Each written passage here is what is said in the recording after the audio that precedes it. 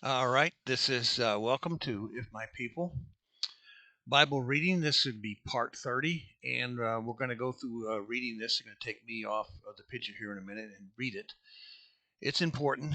Um, Let me get this started. And it's important because this, again, divides Christians and everybody who has any faith in Yeshua and the Father so much. They get into fusses and fights over this. So let's just get into it, and then we'll get into this normal Bible reading. I want you to read every day, keep up with things, and we'll go through the commentary, and we hope to bless you. Listen carefully to what I'm saying,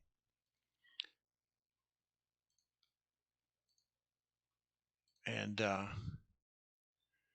pray on it, check it out, trust and test, trust and test. Chapter 6 of Genesis.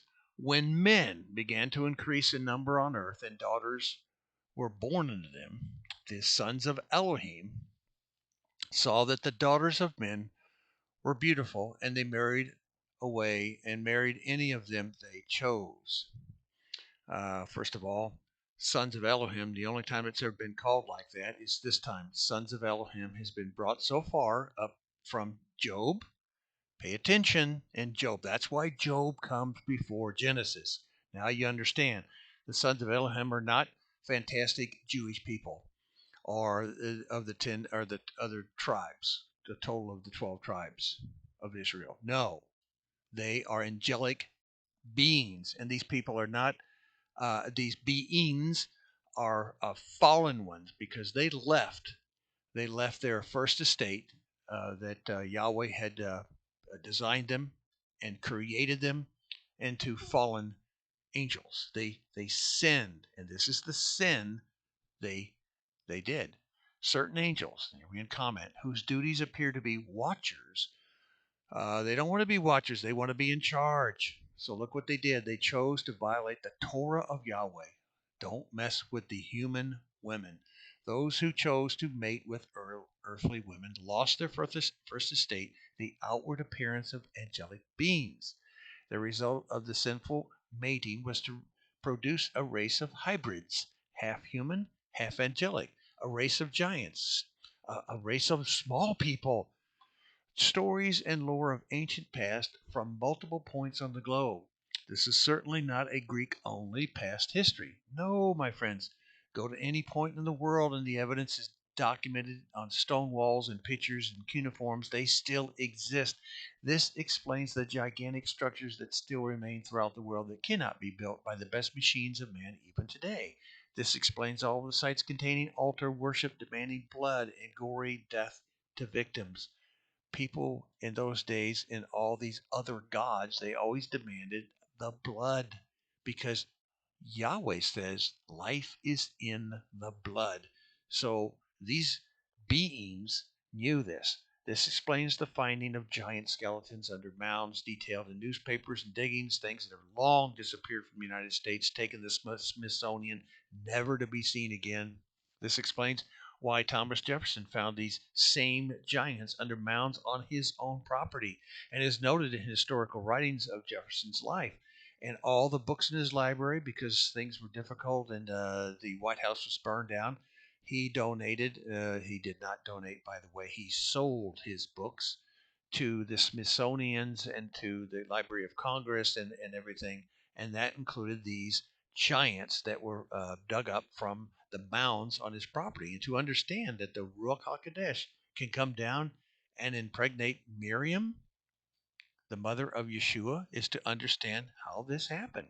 Hasatan does not want you to understand any of these comments, and so he has painstakingly intervened as the institutional churches and synagogues and pastors and ministers all go in for it together. Do not mention this to their membership, the world at large. As a former member of the Ministerial Alliance, trust me, they said the people are too stupid in their congregation to understand this, so they will never hear this from a pulpit. Hasatan has knowledge better than you of the Bible. Remember that. His efforts of destruction are real, and he copies this as much as he can of Yahweh to confuse and destroy mankind. He wants to alter and destroy it. He wants to destroy the seed. Take heed as you read this entire Bible and comments, search for the truth, and pray for understanding. And then Yahweh said, My Ruach, my spirit, will not contend with man forever, for he is mortal. His days will be 120 years. Comment. Here's another point that we need to understand. Years also means jubilees. 120 jubilees, or 120 times 50 years, equals 6,000 years. So we're at the time of the end there. And to help reduce confusion that occurs often in Bible study groups, remove the human factor of always trying to put Yahweh in a box. The word was purposed to disclose the spiritual and physical presence of the Father and Son in Scripture. Therefore, you will see that, yes, it could be that Yahweh means reducing the life years in man to less than 120 years. Well, that's kind of the way it is today. It wasn't for 1,000 or so years. People did live much over 45 to 50. And yes, it could mean 6,000 year period of time when his Ruach would no longer contend. Or it means that in 120 years, the world as it was will come to an end. It did. It was called the flood, 120 years after this comment was made. What he wants you to know and what he wants you to know now or later is his to determine. Okay? So don't worry about the small matters. Verse 4, the Nephilim were on the earth in those days and also afterwards, the fallen ones, when the sons of Elohim went to the daughters of men and had children by them. They were the heroes of old, men of renown. To compare to today, man is trying to be an Elohim by combining DNA, genetic research, animal and human, to make their form of Nephilim, like Nephilims, superhumans. It was a sin in those days for watchers to know a woman. It was a sin in the time of Noah to corrupt the plants, the animals, and mankind. And the product of this sin continues as noted in Numbers 13:33. Later on, when we get to Numbers 13:33, I'll remind you of that. Verse 5, Yahweh saw how great man's wickedness on the earth had become, and that every inclination, not just some, not just one, but every inclination of the thoughts of his heart was only evil all of the time. So here's the word every and the word all. Rarely is that used in the Bible. Pay attention. Comment. Today, man can manipulate weather, plant, animals, human DNA, and we call it global warming and advancing mankind by doing these things that are nothing but evil in Yahweh's eyes. Verse Verse 6, Yahweh was grieved that he had made man on the earth, and his heart was filled with pain. Comment, pay attention to this when you finally reach the book of Revelation. We cannot know exactly what grieved Yahweh in Genesis, but by further reading, we know that in the last days, Yahweh will have wrath on all those who, as it was in the days of Noah, and so we today have very obvious sexual deviant behavior, homosexual engagements being forced upon us as being legal. DNA alterations, creation, destruction of good seed by GMO, genetically modified, democracy pushing aside republic law, and lawlessness increasing. Verse 7, so Yahweh said, I will wipe mankind whom I have created from the face of the earth, men and animals and creatures that move along the ground, birds of the air, for I am grieved that I have made them. Comment, Yahweh mentions going again the need to wipe out even the birds and the animals. Once again, the Ruach may help you understand that in Noah's time, as now, man, Hasatan, and his minions are altering the DNA which is sacred to Yahweh. Before Carl Sagan's death, he stated that he could not understand a God that would destroy 99.9% of life as evidenced in his evolution findings. Carl didn't have a clue, although he was so smart. And yet Sagan never understood how important the keeping of the seed to be pure was. Mankind is not getting better. A worldwide revival that the fake institutionalized churches are jamming down their members' throats. The sheep is not going to happen. Just as it's written here and ending in the book of Revelation, only a remnant will remain. Only a remnant. No worldwide supernatural revivals. The remnant may be in the millions, but there have been billions born and died in the cycle of life on earth from the beginning, from Genesis 1:1. Woe to those who do not heed the word you must hear and obey. It's one thing to love Jesus and wear the helmet of salvation, but he, he commands you in Torah to put on the full armor of the Father. Verse 8, but Noah found favor in the eyes of Yahweh. This is the account of Noah. Noah was a righteous man, blameless among the people of his time, and he walked with Elohim. Noah had 3 sons, Shem, Ham, and Japheth.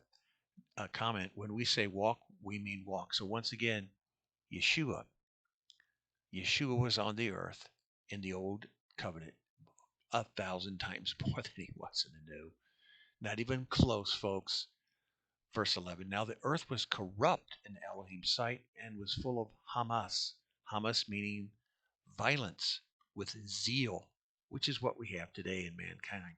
Verse 12, Elohim saw how corrupt the earth had become, for all the people on the earth had corrupted their ways. So Elohim said to Noah, I'm going to put an end to all people, for the earth is filled with violence because of them. I am surely going to destroy both them and the earth. Comment, since plants, animals, and the very soil itself cannot sin, there's a specific purpose for Yahweh to destroy them. The only answer is they've been DNA manipulated. Animals and humans and the very plants themselves were altered just as they are today. It seems that Yahweh makes it very clear that he will destroy the earth with fire in the last days for the same reason he destroyed it in the flood, in this one coming up. You don't have to guess how it happened in those days because we're copying that very same sinful behavior today in our laboratories. Today, we never mention God on television. It's science that will save mankind. Follow the science. Yeah. Never mention the word Lord Almighty. You never hear it on mainstream anything. Verse 14. So make yourself an ark of cypress wood, make rooms in it, and coat it with pitch inside and out. This is how you're to build it. The ark is to be 450 feet long, 75 feet wide, 45 feet high. Now, why couldn't it have been some other size? The ship, we'll tell you this in comment, because the ship was designed to take large waves and storm in today's world. It's an engineering feat. Yahweh is smarter than we are.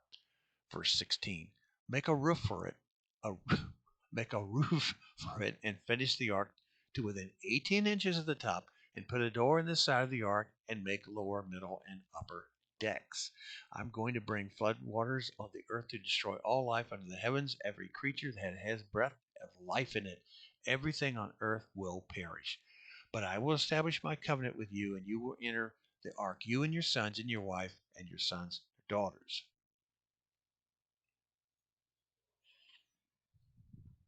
Comment, Yahweh makes a covenant with Noah and his family, not with all the other creatures, not even the beasts. So now we understand that Yahweh does not give out a blanket covenant with everything only through the line of Noah. This is a stunning concept with the institutional churches avoiding any form of teaching in their church. You don't hear this. All the other forms of life that has a soul to be saved, born again, must accept Yahweh through his son Yeshua. Only then will the Ruach HaKodesh enter. There is only one way to Yahweh, not many ways. This covenant separates out all other religions of the world that have ever do and will exist. Yes, this makes your faith different from all other faiths. All others come from Hasatan. Verse 19, you are to bring into the ark 2 of all living creatures, male and female, to keep them alive with you. I'm going to stop there and we'll start back in verse 20. This was a big deal. Pray on it. It gives you a better idea how to defend and be apologetic with your fellow believers, and don't argue with them, and be very kind to them because you're being given a gift. And for that, we say, bless you, and we'll see you in the next in part 31.